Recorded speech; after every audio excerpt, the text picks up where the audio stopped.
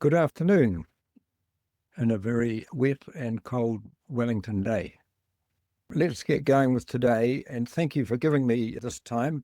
What we're going to cover today is why good people quietly check out of work. Now, there are lots of reasons why people do that, of course, but we're going to focus on these particular things, the hidden labels that can easily get into your thinking and affect the way you relate to people. I'll give you something very practical that you can do in those moments when you do need to have a conversation with somebody and it's a difficult conversation. So I call that taking a tough bath. And then in terms of growing and going forward, examining the stories that you tell yourself and how a simple step that you can make that will help you change those stories. A manager I worked with had someone in his team who used to be one of his best. They were switched on, full of ideas, always put their hand up. And then somehow over a few months, that stopped. There were no blow-ups, there were no complaints, just being less involved. And that manager didn't know how to have the conversation at that stage. It seemed it was becoming difficult for them to address it because it wasn't like there was anything really big happening. And he didn't, in fact, really notice it until performance started slipping. He was trying to work out what had gone wrong. Things had got to the finish point. And that's often how good people quietly check out, not in a dramatic moment, in 100 small ones, most of which nobody names at the time. Here's a question that I want you to sit with and think about as we go through this next hour. What if the difficulty that you're seeing in your team isn't actually about them? And this is one of the real challenges, that when you have people who are a problem, it's very easy to think about them as the problem. Grab a pen or something that you can just take notes and think about this for a minute. Think of one or more of the challenging people that you come across in your life, past or present, and write down the words that you or other people use to describe those people. You might also be aware from your own experience of labels that others have put on you. So include those too in your list. Take a moment to do that.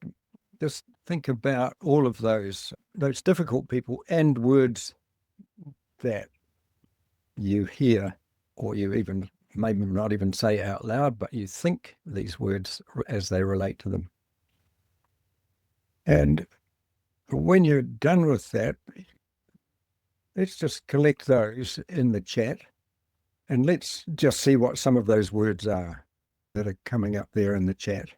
Here are some of those: mean, harsh, arrogant, unreasonable, abrasive, self-important, combative, inflexible, abrasive, insensitive, self-centered, seeking glorification, unwilling, unapproachable, conceited, not a team player.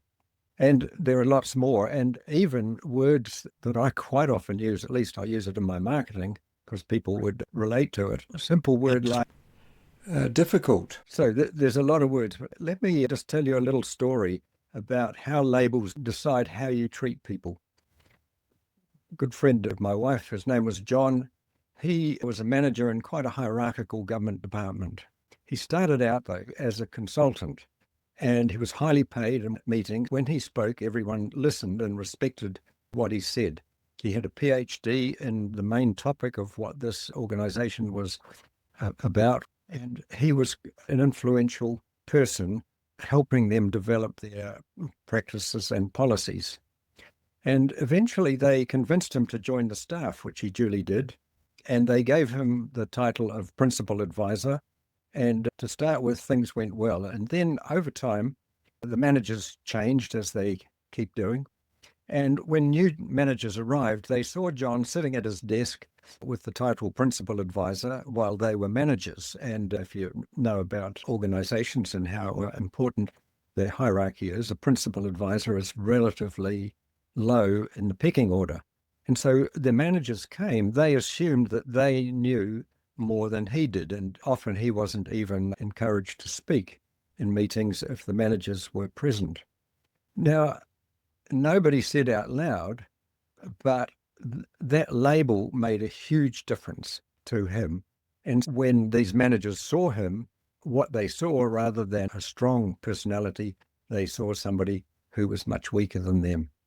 And that label did the work on its own of determining how managers and then others in the organization, when they didn't realize how much he actually knew, they just saw him as a principal advisor rather than as anybody very important. This isn't just about job titles. I've seen it happen around age, gender, ethnicity, around disability. I have a friend in a wheelchair, and I've seen people speak to her loudly and slowly as if she was deaf and not very bright, simply because she was in a wheelchair. And neither of those things were true.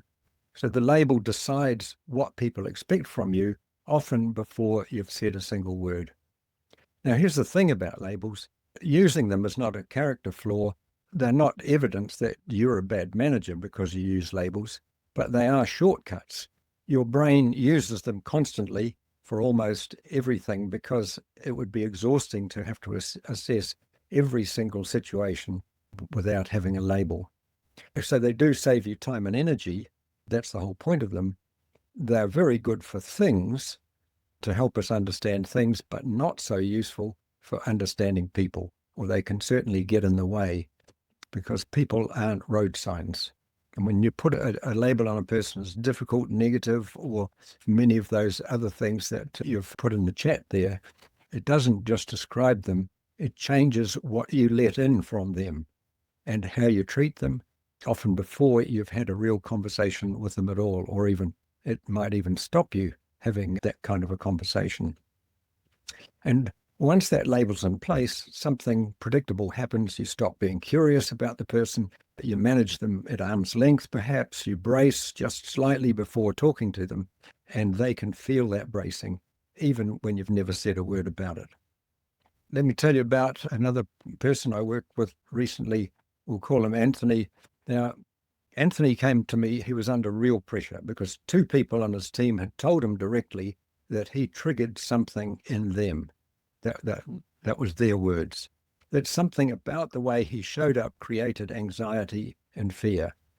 Now put yourself in that position for a second. What do you even do with that when somebody accuses you of triggering them? Well, Anthony didn't know, so he did what most capable people do when they don't know what to do. He got defensive because he felt this was some kind of an attack on his personality. He pulled back from those two people. He hoped quietly that it would sort itself out. It didn't.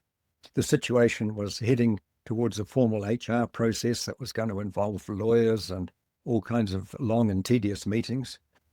And anyone who's been through that knows that there are rarely any winners for that. There's bad feelings all around. That damage can take years to undo, if it undoes at all. Plus, there's that high cost of lawyers and time and the morale for the rest of the organization. And here's what changed things once he started working with me. Anthony stopped asking, why are they doing this to me? Which was kind of a natural response. He just didn't know. And instead, he started asking what is driving their behavior. It turned out that one of them was anxious about his future in the organization, and the other wanted to leave, but didn't know how to say that without feeling like he was letting Anthony down. They actually liked him, but somehow that door got shut. And only when he made the change and asked that question, what's driving their behavior, then that the doors started to open.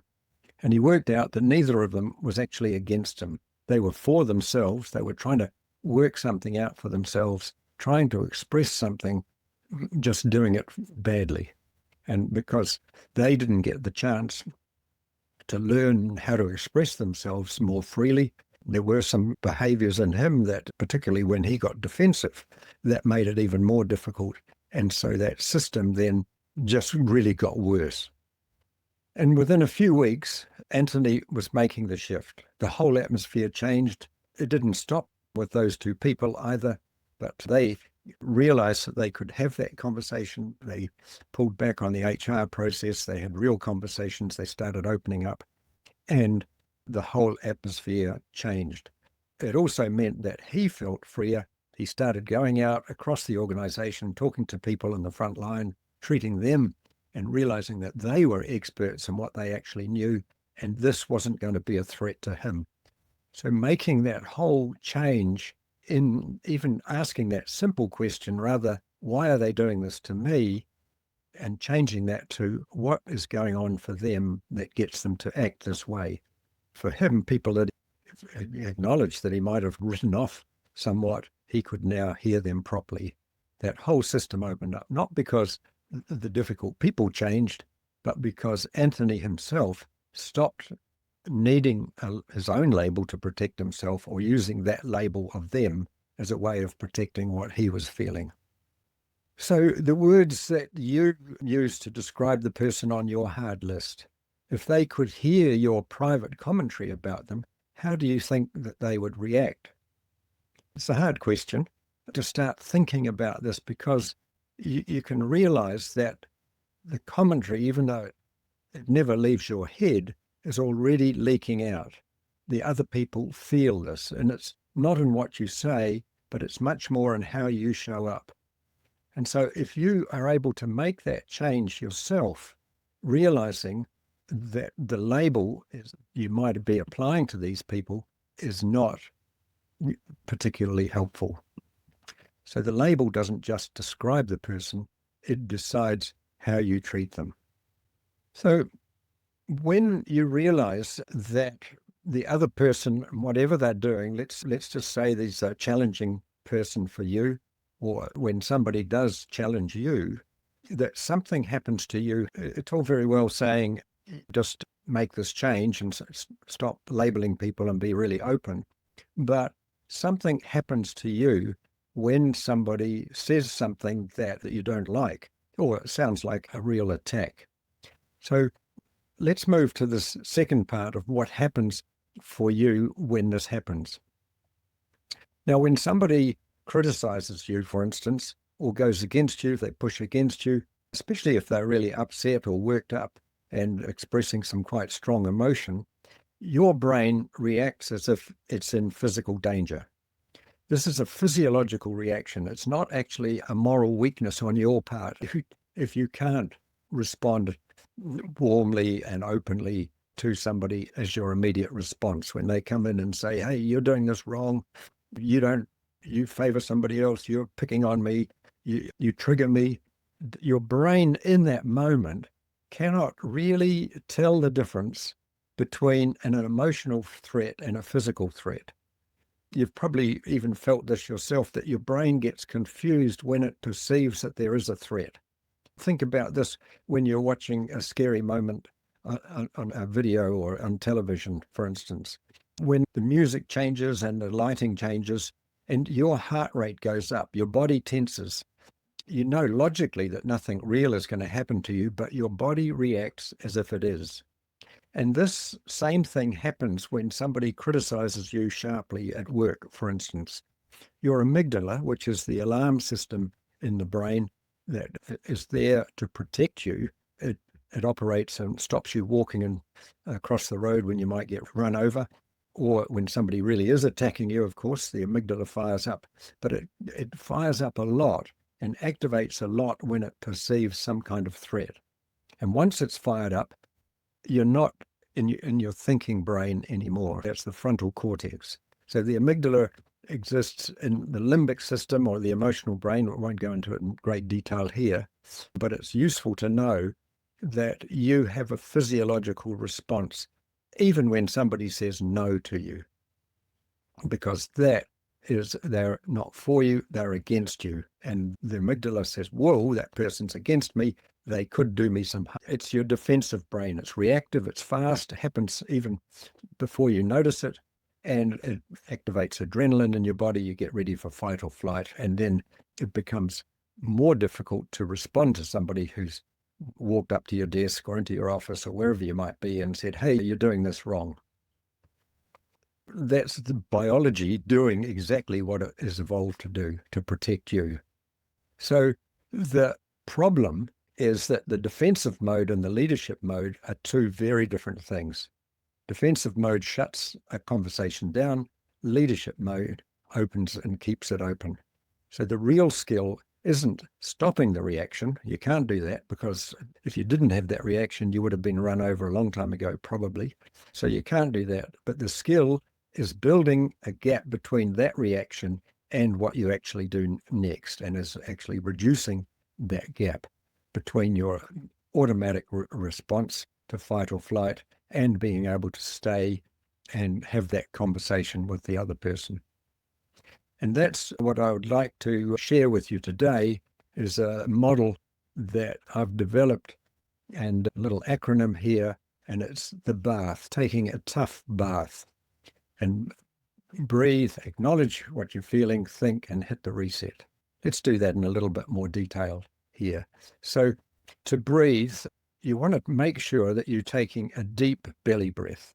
Our breath that we take up in the upper chest, the thoracic breathing, that is emergency breathing. It is for when you really do need to run away from a saber-toothed tiger or some other real threat that you have.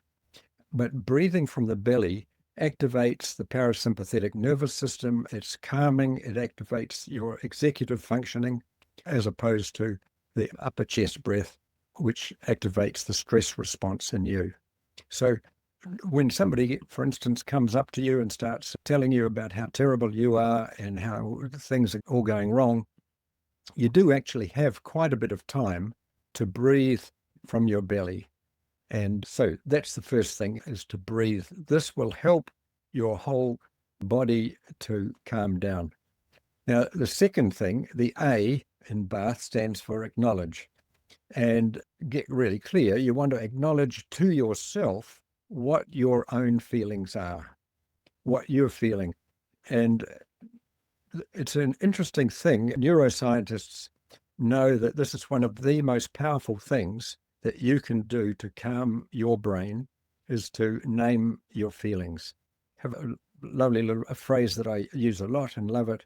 To name them is to tame them. So to name your feelings is to tame them, because they come from the unconscious and they direct a lot of your behavior, just as much as they are directing the behavior of the other person. But you name your feelings without judging them, but just being curious. How interesting that I feel like this. Sometimes you can't process them so much right in the moment, but later on you can work out, what was it that I felt so strongly in that moment when that person came in and said this thing to me, or even sometimes when I was just thinking about that person and I had this strong reaction. What is that? And part of untangling all of those feelings and getting you developing yourself as a really good leader is working out how you can both know what you're feeling and then acknowledge and manage those feelings. So then the T in the bath is to ask yourself the question, I wonder what else is going on for them. And it's about coming up with an answer. It's to thinking about their whole life system. What is it that gets them so upset about this moment, or about this issue, or about whatever it is they're saying to you? When you start thinking about their life system, not only the thing that they're saying, but what else has been going on in their life. Now, you don't have to ask them that question, but if you start noticing and knowing what it is about what in that person, then that will help activate the thinking part of your brain, as well as giving you the ability to empathize a bit more with them when you realize what's going on for them. And I look at some of the words that you put down in the chat before, and I see those words. For some of them, people have had a really tough upbringing. They've had to battle their way through life. And so for them, often developing this way of presenting themselves has been a survival mechanism for them. And appreciating that for them, this is the way that they've worked out how to get their needs met. Now, it might still be socially not so acceptable, even in the workplace. That's not the first thing you want to tell them, that don't you speak to me like that. Otherwise, because of course, that will just exacerbate the difficulty. but it's really appreciating something about them, particularly when you keep that other phrase in mind. They're not against you, they are for themselves. They're fighting for their own survival often when they come up with these ideas, or they come to you and say something that is challenging. So let's move to that. Then the H in the BATH acronym is to hit the reset button. Once you realize that they're not going to actually hurt you, that your reaction is the physiological reaction, is your brain kind of going, oh, this person is dangerous. But once you realize they're not, you've calmed yourself down, you've noticed your feelings, you've thought a little bit about them. This can happen in just a matter of seconds, that you can do this process, particularly once you get used to it. So you hit the reset button, and then you're able to turn to them and say, actually, this is not a crisis. They're not going to hurt you. Now, how do I respond to you? So here, just reminding you of that. Breathe, acknowledge your feelings to yourself, think, hit the reset button. And for all of this, calming yourself, once you do calm yourself, everything else follows. And this is, to me, one of the great challenges, the real challenges to becoming a good leader of people, is that you're able to manage this process. And if you don't, what you're doing is keeping that high level of tension going in your team or in your business. I was working with somebody recently, and this owner of a business, there was a lot of drama been going on in this business over several years, in fact. And one particular person gone through bereavement and was a key person in the business, and they'd been working together for quite a few years already. And what had happened was that in this bereavement period, which actually then went on for another year and into a second year, that the owner of the business was absorbing a lot of the emotion that the others were going through. And the particular difficult persons, they were also affecting the others in the business. And so this owner was taking on everybody's feelings, it seemed. And she eventually got to a stage where she sought my help and wondered what she could do with the people in her team who were checking out, and that she was going to end up losing if she didn't do something. She thought that mostly the problem was with the others, particularly with the person who was grieving. We, in fact, started working with her reactions, about teaching her to calm herself down, following this pattern, the bath, and also expanding her idea on the labels that she was using and the stories that she was telling herself. And within a couple of weeks, she didn't even have to say anything to the others. She thought she was going to have to make a big speech and tell everybody to pull their socks up or make changes, or we can't go on like this. She didn't have to do any of that. What she did do was she changed herself. And when she changed, and the way that she saw other people, the labels that she was putting on them, and therefore the way that she was reacting to them, the whole place changed. She said within a couple of weeks, she started hearing laughter and joking again, which she hadn't heard for over a year in that office. And the others noticed the change. They enjoyed the change. They didn't quite know how come it had happened, but she knew it came because she made that change to the way that she related, particularly to the one who had been designated as difficult, and made tremendous change. So this was really such a good example of calming yourself first. Everything else will follow from there. And so far, we've covered the labels that you carry, how you can manage your own reaction in that moment. And the third piece that ties them together, and that's about the stories that you tell yourself. So here's the thing about behavior. The same behavior can support two completely different stories. Someone goes quiet in a meeting, or they don't have their same enjoyment in their work, or they don't have the same energy that they used to bring. And the first story could be they've checked out, or the second story could be they're overwhelmed and they don't know how to say it. They don't know how to ask for help. It's the same silence, two entirely different stories. And whichever story you pick decides what you're going to do next.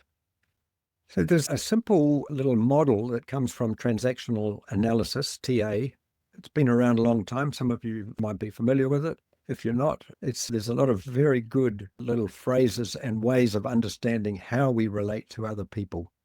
And this one is, I'm okay, you're okay. Now, this is really a life position. In any given moment, you can judge or use this as an assessment. What's the position I'm taking? I'm okay, you're okay. That's no matter what you do.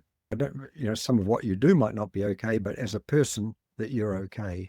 Or if it's I'm okay, you're not okay, that puts you in a superior position and it puts you as a judge of the other person. And when you're in that position, I'm okay, you're not okay, that then affects the way that you're going to relate to them. And they will pick it up, of course, even if you're not using explicit words to tell them that they're not okay, they're going to feel it somehow. But often what you are feeling about them, your words, your feeling will come out about that. And most of the unhelpful stories that you tell about a difficult person come from this position that I'm okay, you're not okay. Another phrase that can be useful that reflects this comes from Chris Voss. He was a FBI hostage negotiator. He's written a very good book called Never Split the Difference. And one of the phrases that he uses, and says this actually about whatever negotiation, because every conversation effectively is a negotiation, is saying this: they're not against you, they are for themselves. And so often when people say things to us, or they complain to us, or they are in their difficult mode, we feel as if they are against us. It is a natural feeling to feel.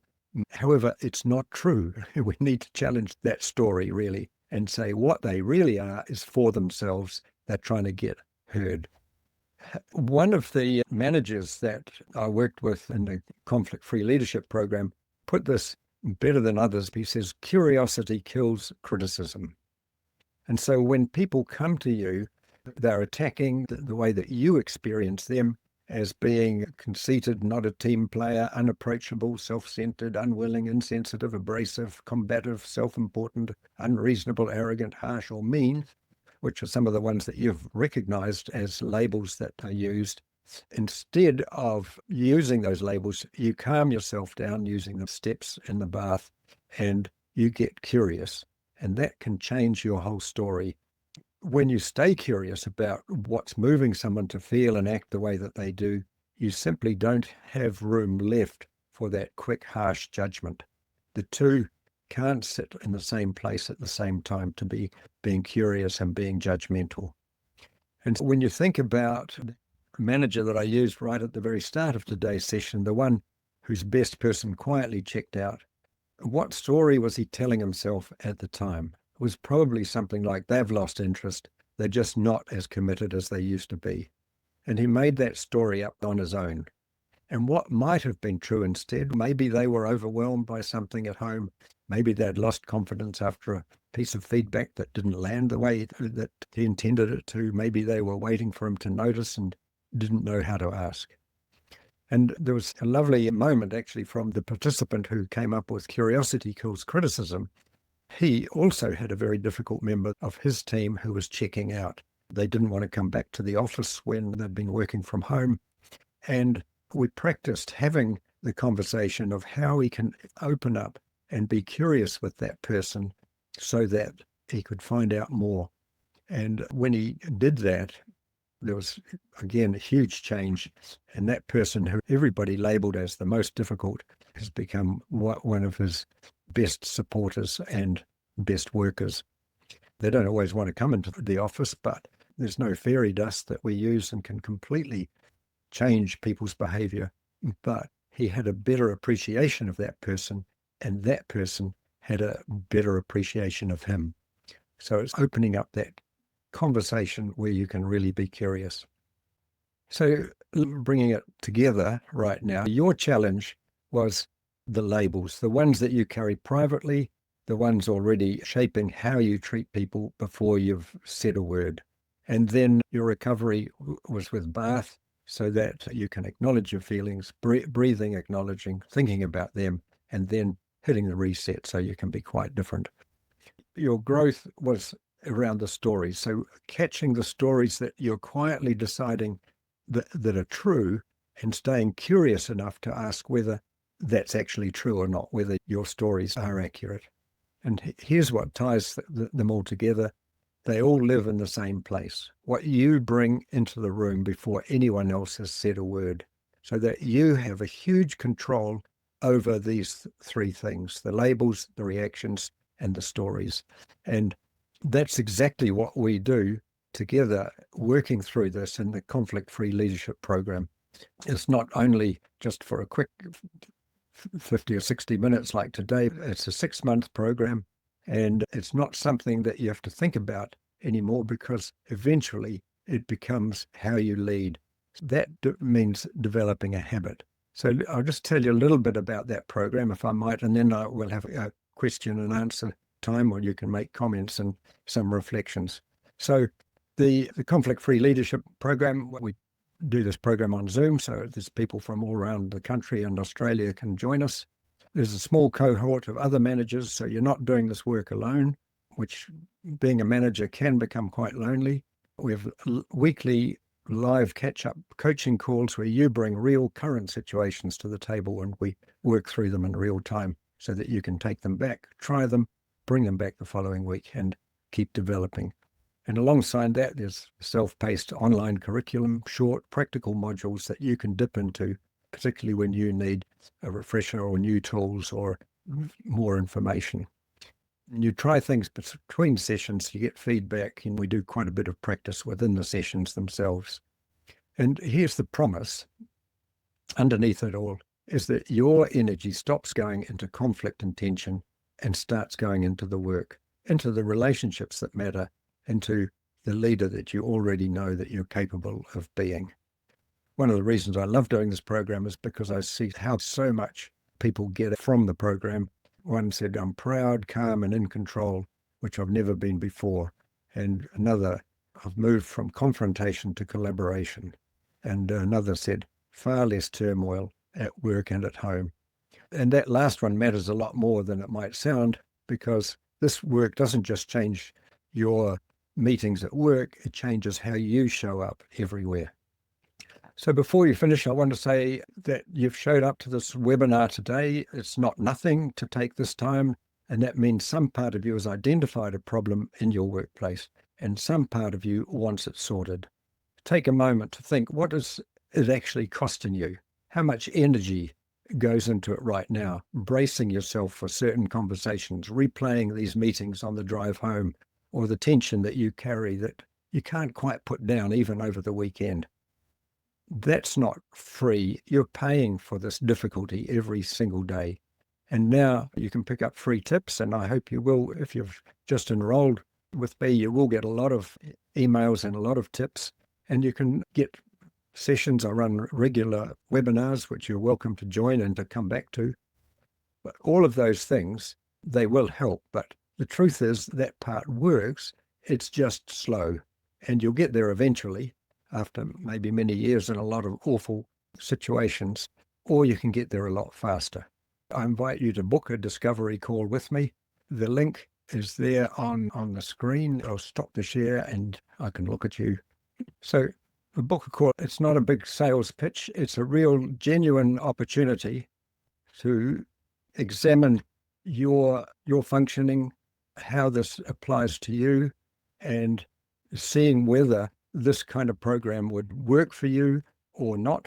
And you might find out that there's a good way that you can keep learning this stuff. This might not be the right time for you. That's also fine. But if it is, then we can work out whether we move forward or not. But what I'm interested in doing is helping you to develop yourself as a great leader. You will get regular emails from me. I post a lot on Facebook.